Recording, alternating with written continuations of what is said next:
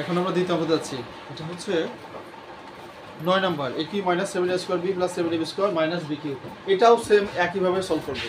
এখন এখানে তো ওই আগে যেমন ছিল a x বা y, এখন তো সেটা নাই। এখন a আছে, তার সঙ্গে b ও আছে, a আছে তার সঙ্গে b ও আছে। এখন আমাকে যে কোনো একটা তুলতে হবে। আমি যদি এর মানটা কোনো কিছু ধরে নেই তাহলে সবগুলো b হয়ে যাবে।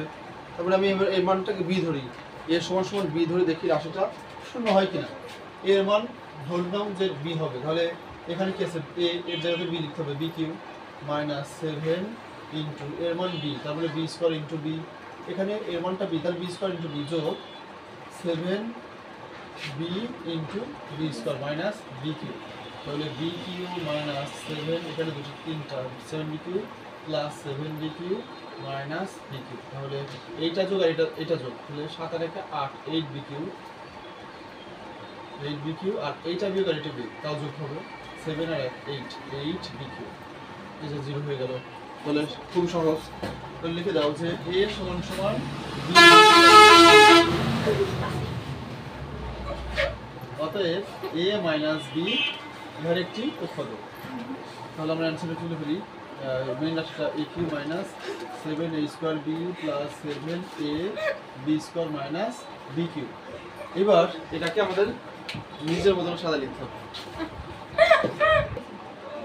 হ্যাঁ, এবার আমরা হলো সলভ করি। তাহলে এখানে a কিউ মাইনাস থেকে যাবে, যেহেতু এখানে মাইনাস আছে মাইনাস দেওয়া লাগবে।